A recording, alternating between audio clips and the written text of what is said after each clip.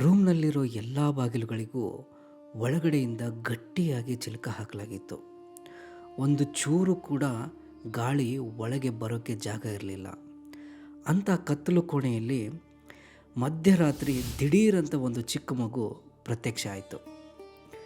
ಅಷ್ಟೇ ಅಲ್ಲ ಸ್ನೇಹಿತರೆ, ಆ ಕತ್ತಲ ರಾತ್ರಿಯಲ್ಲಿ ಅಲ್ಲಿ ನಡೆದಿದ್ದೊಂದು ಪವಾಡ. ಸಮಾಜದಲ್ಲಿ ಯಾರೂ ಕಣ್ಣೆತ್ತಿಯೂ ನೋಡ್ತಿರ್ಲಿಲ್ವಲ್ಲ, ಅಂಥ ಒಬ್ಬ ಪರಮ ಬಡವನ ಲೈಫನ್ನೇ ಆ ರಾತ್ರಿ ಚೇಂಜ್ ಮಾಡಿಬಿಡ್ತು. ಮರುದಿನ ಬೆಳಗ್ಗೆ ಕಣ್ಣು ಬಿಟ್ಟು ನೋಡಿದರೆ ಆ ಬಡವನ ಮಣ್ಣಿನ ಮನೆ ಸಂಪೂರ್ಣವಾಗಿ ಬಂಗಾರದ ಅರಮನೆಯಾಗಿತ್ತು. ಅಷ್ಟಕ್ಕೂ ಮುಚ್ಚಿದ ಬಾಗಿಲು ದಾಟಿ ಬಂದ ಆ ಮಗು ಯಾರು? ಆ ರಾತ್ರಿ ಅಲ್ಲಿ ನಡೆದಿದ್ದಾದರೂ ಏನು? ಶ್ರೀ ಮೌನೇಶ್ವರ ಸ್ವಾಮಿಯ ಈ ಅದ್ಭುತ ಕಥೆ ತಿಳ್ಕೊಬೇಕಾ? ವಿಡಿಯೋನ ಎಲ್ಲೂ ಸ್ಕಿಪ್ ಮಾಡದೆ ಕೊನೆವರೆಗೂ ನೋಡಿ. ಸ್ನೇಹಿತರೆ, ಇದು ಬರೀ ಕಥೆಯಲ್ಲ, ಶ್ರೀ ಮೌನೇಶ್ವರ ಸ್ವಾಮಿ ಮಾಡಿದ ಪವಾಡದ ಸತ್ಯ ಘಟನೆ. ದೇವಮೋನನೆ ತಿಂಥಣಿ ದೇವಮೋನನೆ. ಸತ್ತು ಹೋಗಿದ್ದ ರಾಜಕುಮಾರನಿಗೆ ಜೀವ ಕೊಟ್ಟಿದ್ದ ಮೌನೇಶ್ವರನ ಹೆಸರು ಇಡೀ ದೇಶದಲ್ಲೇ ಸದ್ದು ಮಾಡ್ತಿತ್ತು. ಮೌನೇಶ್ವರ ಇದ್ದ ಗೋನಾಳ ಅನ್ನೋ ಊರು ಸಾಕ್ಷಾತ್ ಕೈಲಾಸ, ವೈಕುಂಠದ ಹಾಗೆ ಕಂಗೊಳಿಸ್ತಾ ಇತ್ತು.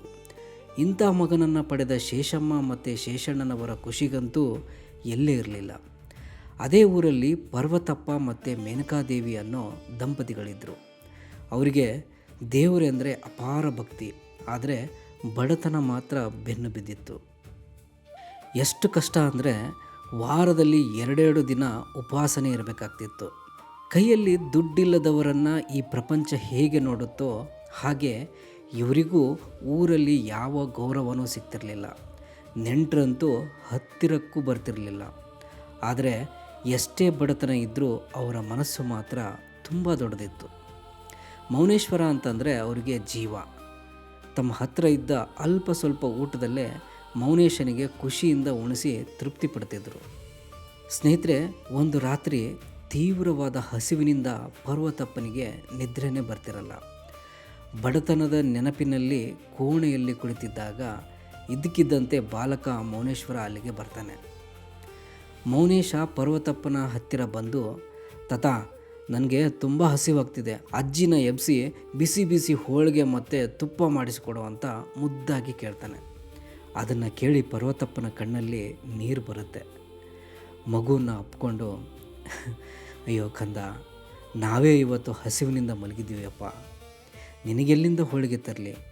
ನಾಳೆ ಎಲ್ಲಾದರೂ ಕೂಲಿ ಸಿಕ್ಕರೆ ಖಂಡಿತ ಹೋಳಿಗೆ ಊಟ ಮಾಡಿಸ್ತೀನಿ, ಈಗ ಸುಮ್ಮನೆ ಮಲಗಪ್ಪ ಅಂತ ಸಮಾಧಾನ ಮಾಡ್ತಾನೆ. ಅಷ್ಟರಲ್ಲೇ ಪರ್ವತಪ್ಪನಿಗೆ ಸಡನ್ನಾಗಿ ಒಂದು ನೆನಪಾಗುತ್ತೆ. ಅಲ್ಲ ಮೌನೇಶ, ಮುಂದಿನ ಬಾಗಿಲು ಮಾತ್ರ ಅಲ್ಲ, ನನ್ನ ಕೋಣೆ ಬಾಗಿಲನ್ನು ಕೂಡ ಒಳಗಡೆಯಿಂದ ಚಿಲ್ಕ ಹಾಕಿದ್ದೀನಿ, ಅದು ಹೇಗೆ ನೀನು ಒಳಗೆ ಬಂದೆ ಅಂತ ಶಾಕ್ ಆಗಿ ಕೇಳ್ತಾನೆ. ಆಗ ಮೌನೇಶ ನಗುನಗುತ್ತಾ, ತಾತ, ಸೂರ್ಯಚಂದ್ರರನ್ನೇ ಕಣ್ಣಾಗಿ ಇಟ್ಕೊಂಡಿರೋ ನನಗೆ ಈ ಬಾಗಿಲು ಚಿಲ್ಕ ತಡೆಯೋಕ್ಕೆ ಸಾಧ್ಯನಾ ಅಂತ ಹೇಳಿ ಎದ್ದು ನಿಂತು, ಆ ಕ್ಷಣದಲ್ಲಿ ಮೌನೇಶ ಕೋಟಿ ಸೂರ್ಯರ ಥರ ಪ್ರಕಾಶಮಾನವಾಗಿ ಮಿಂಚ್ತಾನೆ. ಮೌನೇಶನು ಪರ್ವತಪ್ಪನ ಮುಖಕ್ಕೆ ಕೈ ಹಿಡಿದು, ತಾತ, ನಿನಗೆ ಐಶ್ವರ್ಯ ಬೇಕಾ? ಕುಬೇರನ ನಿಧಿಯನ್ನೇ ತಂದುಕೊಡ್ಲಾ? ಇಂದ್ರನ ಅರಮನೆ ಥರ ಒಂದು ಮನೆ ಮಾಡಿಕೊಡ್ಲಾ ಅಂತ ಕೇಳ್ತಾನೆ. ಆದರೆ ಪರ್ವತಪ್ಪ, ಸ್ವಾಮಿ, ಈ ದುಡ್ಡು ದೊಡ್ಡಸ್ತಿಗೆ ನನಗೆ ಯಾಕೆ ಬೇಕಪ್ಪ? ನನಗೆ ಬೇಕಿರೋದು ನಿನ್ನ ಆಶೀರ್ವಾದ ಮತ್ತು ಮೋಕ್ಷ ಅಷ್ಟೇ ಅಂತ ಹೇಳಿ ಮೌನೇಶನ ಕಾಲಿಗೆ ಬಿದ್ದು ಬಿಡ್ತಾನೆ. ಮೌನೇಶ ತಥಾಸ್ತು ಅಂತ ಹೇಳಿ ಮಾಯ ಆಗ್ತಾನೆ. ಮರುದಿನ ಬೆಳಗ್ಗೆ ಪರ್ವತಪ್ಪ ಕಣ್ಣು ಬಿಟ್ಟು ನೋಡಿದರೆ ನಂಬೋಕೆ ಆಗಲ್ಲ ಸ್ನೇಹಿತರೆ. ಅವರಿದ್ದ ಸಣ್ಣ ಮಣ್ಣಿನ ಮನೆ ರತ್ನ ವಜ್ರಗಳಿಂದ ಕಂಗೊಳಿಸೋ ಬಂಗಾರದ ಅರಮನೆ ಆಗಿರುತ್ತೆ. ಮನೆಯಲ್ಲಿ ಬೆಳ್ಳಿಯ ಮಂಚ, ಧಾನ್ಯದ ರಾಶಿ, ಅಪಾರವಾದ ಸಂಪತ್ತು ಇರುತ್ತೆ. ಅವರ ಬಡತನ ಪೂರ್ತಿಯಾಗಿ ಮಾಯ ಆಗಿರುತ್ತೆ. ಆ ದಿನದಿಂದ ಪರ್ವತಪ್ಪ ದೊಡ್ಡ ಧರ್ಮದಾತನಾಗಿ ಬಾಳ್ತಾನೆ. ಅಷ್ಟೊಂದು ದುಡ್ಡು ಬಂದರೂ ಕೂಡ ಅಹಂಕಾರ ಪಡದೆ ಬಡವರಿಗೆ ಅನ್ನದಾನ ಮಾಡ್ತಾ ಮೌನೇಶ್ವರನ ಮಹಿಮೆಯನ್ನು ಎಲ್ರಿಗೂ ಸಾರ್ತಾನೆ. ನೋಡಿದ್ರಲ್ಲ ಫ್ರೆಂಡ್ಸ್, ದೇವರಿಗೆ ಬೇಕಿರೋದು ನಮ್ಮ ಹತ್ರ ಇರೋ ಆಸ್ತಿ ಪಾಸ್ತಿ ಅಲ್ಲ, ಪರ್ವತಪ್ಪನ ಥರ ಇರೋ ನಿಜವಾದ ಭಕ್ತಿ ಮಾತ್ರ. ಶ್ರೀ ಮೌನೇಶ್ವರ ಸ್ವಾಮಿ ಈ ಪವಾಡದ ಕತೆ ನಿಮಗೂ ಇಷ್ಟ ಆಗಿದ್ದರೆ ವಿಡಿಯೋಗೆ ಒಂದು ಖಂಡಿತ ಲೈಕ್ ಮಾಡಿ, ಕಾಮೆಂಟ್ ಬಾಕ್ಸ್ನಲ್ಲಿ ಓಂ ಶ್ರೀ ಮೌನೇಶ್ವರಾಯ ನಮಃ ಅಂತ ಕಮೆಂಟ್ ಮಾಡಿ. ಇಂಥದೇ ಸೂಪರ್ ದೈವಿಕ ಕಥೆಗಳಿಗಾಗಿ ನಮ್ಮ ಚಾನಲನ್ನು ಈಗಲೇ ಸಬ್ಸ್ಕ್ರೈಬ್ ಮಾಡಿ.